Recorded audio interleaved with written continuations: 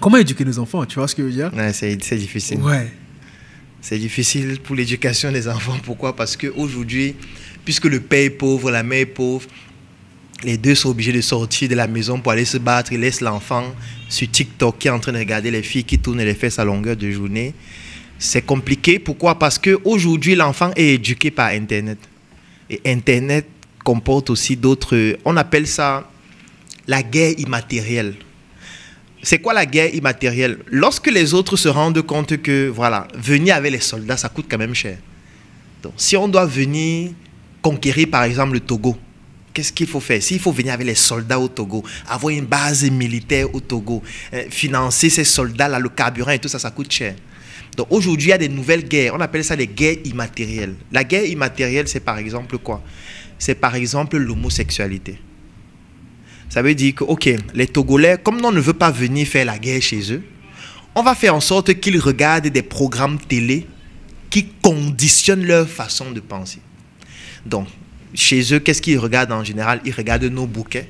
Dans nos bouquets, c'est nous qui produisons nos films, nos séries qu'ils regardent à longueur de journée. Et même quand ils font leurs films, c'est nous qui finançons. Donc, on leur donne le cahier de charges. C'est pour ça que vous allez voir que la plupart de nos films sont toujours les mêmes. Tu vois, les films sont presque les mêmes. Pourquoi? Parce que c'est les mêmes personnes qui financent et qui imposent le type de film qu'on va financer. Si tu viens avec un film dans lequel tu dis que non, il faut parler de la culture africaine, machin et tout ça pour valoriser, on va dire mais c'est un très bon film. Tu vas prendre l'argent où? Si tu n'as pas l'argent pour financer ce film-là, on va te dire non, on ne veut pas de culture africaine. On veut que tu fasses un film où on montre un homme qui a beaucoup de femmes, qui fait ceci, qui fait cela, parce qu'on veut nous faire croire que c'est tout ça la vie. Non. Donc le problème qui se pose donc c'est quoi? C'est que le jeune Togolais, lui, il regarde la télé tous les jours et il est obligé de regarder les séries où les hommes s'embrassent. Il n'a pas le choix puisqu'il n'y a pas d'autre choix à regarder. Et quand il regarde ça tout le temps, il voit des enfants qui changent de sexe.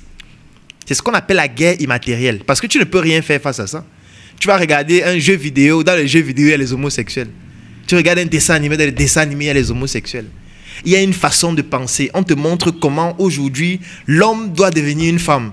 Tu vois comment un enfant va à l'école, il a son camarade de classe qui lui dit « Viens un peu chez moi, on va manger quelque chose ». Il arrive chez lui et il se rend compte que ses deux parents, c'est deux hommes. Et quand il lui pose la question que mais ta mère, où dit mais voici ma mère. Il dit que non, j'ai demandé ta mère. Il dit que oui, effectivement, c'est ma mère ici. Tu vois, en fait, ça trouble l'enfant. Quand tu l'éduques en quoi à la maison, il se dit mais papa, moi je comprends pas ce que toi tu me racontes là. Moi j'ai vu mon camarade qui a son père et sa mère qui est un homme. Donc c'est ce qu'on appelle la guerre immatérielle et c'est ce qu'ils sont en train de nous mener aujourd'hui, ce qui rend donc l'éducation des enfants plus difficile. D'où l'urgence de retourner à nos cultures et nos traditions. D'où l'urgence. Ça veut dire qu'aujourd'hui, il faut tout faire pour que dès le jeune âge, l'enfant commence déjà à côtoyer sa culture, sa tradition. Parce que la culture et la tradition, c'est ce qui permet de s'affirmer auprès des autres en leur montrant que ça, c'est votre culture, mais ce n'est pas la nôtre. Parce que moi aussi, j'ai ma culture. Parce que quand tu n'as pas de culture, tu viens dans un monde qui est devenu un village planétaire, ça veut dire que tu vas adopter la culture de quelqu'un d'autre. Et quand tu adoptes la culture de quelqu'un d'autre, tu vas être dompté par cette personne-là parce que de toutes les manières, tu ne peux pas être le patron de quelqu'un dans sa culture.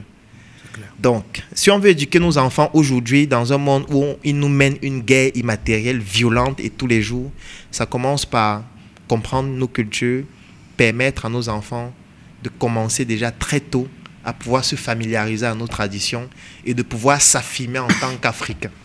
Il y a un cas, ou bien il y a une réflexion qui est vraiment ancrée aussi, c'est que j'ai un enfant, je l'ai conçu en ville, le village est chaud, si je l'amène... Non, tu vois ce que... Je comprends parfaitement. C'est un culture africain m'a dit que si je l'amène au village, il va être tué. C'est pour ça que... Tué par qui? Tu vois? Pas les sorciers, c'est ça, justement. Tu vois des parents, ou bien tu vois des enfants qui ne sont jamais allés au village. Tu es d'où? Je suis d'ici. Est-ce que tu veux aller? Non. Pourquoi? Bah, papa a dit qu'il y a des sorciers là-bas. Tu vois, et on revient encore sur la religion. Je vais m'expliquer. Ouais.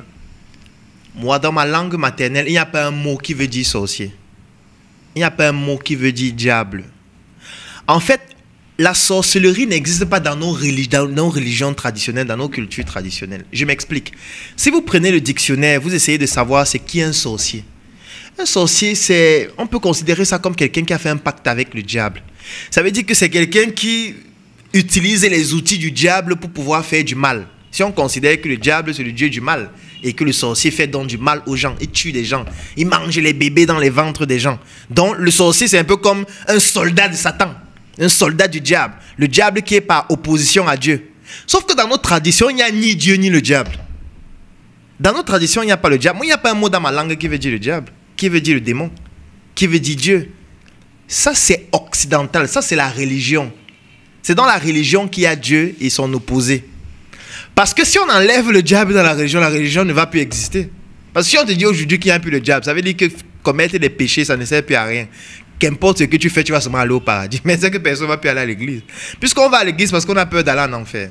On va à l'église parce qu'on veut avoir une vie éternelle avec 77 vierges au paradis. Après, je ne comprends pas ces concepts. On te dit que tu vas avoir 77 vierges au paradis. Ça veut dire qu'on fait l'amour au paradis? Je ne sais pas. Est-ce qu'on fait l'amour au paradis devant Dieu avec 77 vierges par personne? Qu'est-ce qu'on veut dire? Quel est le message qu'on veut passer en fait? En fait, on doit bannir tout ça. Ça ne nous sert à rien. Rien du tout. Mais puisqu'on est tolérant, puisque l'Afrique a toujours été tolérante, on peut juste leur dire de faire ça de leur côté, mais ce qui doit être mis en valeur, c'est notre culture et c'est notre tradition. Parce qu'en réalité, les gens fuient les villages, mais c'est une connerie. Parce que les gens fuient les villages pour venir en ville, vivre dans la pauvreté, dans la promiscuité. Regardez par exemple ici au Togo, et ce n'est même pas seulement au Togo. Vous voyez, on est en train de construire des maisons avec le ciment, dans un environnement où il fait chaud. Ce qui fait que chacun construit en réalité sa cellule en location. Tu vois, chacun prend son argent qu'il a travaillé pendant 10 ans, 15 ans, 20 ans, il construit sa cellule. Et dans cette cellule-là, il entre chaque jour, il se couche dans sa cellule et il ferme. Et pour ne pas être étouffé dans sa cellule, il allume la clim pour que ça ne l'étouffe pas. Nos ancêtres avaient résolu ça. Parce qu'ils utilisaient des matériaux de construction qui font en sorte que même dans un environnement chaud, dans la maison, tu n'as pas chaud. Nos ancêtres faisaient ça il y a cela des millions d'années. Bon, pourquoi nous on est devenus aussi bêtes? Parce que c'est quand même bizarre qu'on soit plus bêtes que nos ancêtres alors qu'on devrait être plus intelligents. Puisque normalement, on doit venir analyser ce que nos ancêtres faisaient et améliorer ce qu'ils faisaient. Mais sauf qu'aujourd'hui, on est en train de régresser. On est en train de quitter les villages où il y a l'espace, où il y a parfois même le climat agréable, où il y a la possibilité de pouvoir cultiver et tout, pour venir en ville où les canalisations sont pleines partout, où il y a les ordures partout, où il y a la promiscuité partout, où il y a les moustiques partout. Pourquoi? Parce qu'on fuit quoi? On fuit le sorcier. Pourquoi est-ce que les autres ont voulu nous faire croire que dans nos villages, il y a les sorciers? C'est parce qu'ils ont voulu que nous on quitte nos villages pour venir en ville, pour qu'eux, ils exploitent nos villages. Parce que vous avez déjà vu beaucoup d'étrangers qui viennent ici au Togo et qui vivent à Lomé. Non, en général, ils restent dans les villages. Bon, la question que vous allez vous poser, c'est qu'est-ce qu'ils font dans les endroits reculés alors que nous, on est en ville? Pourquoi quelqu'un qui vient de l'étranger maîtrise mieux tous les endroits reculés du Togo alors que toi, tu ne restes qu'à Lomé? C'est parce que lui veut que tu restes à Lomé. Parce que si tu sors de Lomé, tu vas te rendre compte qu'il y a plus de richesse dans ton village qu'à Lomé. Et tu vas donc t'installer dans ton village alors que lui ne veut pas que tu t'installes là. Donc du coup, pour que tu ne t'installes pas là, il faut qu'il utilise donc sa guerre immatérielle qui participe à pouvoir te faire en sorte que tu puisses diaboliser ton village. Et ça commence par la religion, ça commence par la diabolisation de nos cultures, de nos traditions. Nos cultures sont hébergées dans nos villages. Donc, il faut qu'on quitte l'endroit où il y a ces cultures-là parce que ça a été diabolisé pour aller rester en ville où on va mourir plus vite. Et eux, ils viennent s'installer dans nos villages. Ils viennent faire l'agriculture dans nos villages. Dans la plupart des pays d'Afrique subsaharienne, les plus grands champs sont dans nos villages, pas les occidentaux. Je vais prendre l'exemple du Cameroun. Je ne sais pas très bien comment ça se passe au Togo, mais les plus grandes plantations au Cameroun sont détenues par les multinationales étrangères et c'est dans nos villages. Ce n'est pas en ville. Donc, pourquoi alors ils sont dans nos villages s'il y a la sorcellerie? Donc, eux, ils ont l'anti-sorcier. Comment eux, ils font pour combattre nos sorciers dans nos villages alors qu'ils sont dans nos villages chaque jour et ils nous disent d'aller rester en ville? Donc, à un moment, il faut qu'on réfléchisse un peu.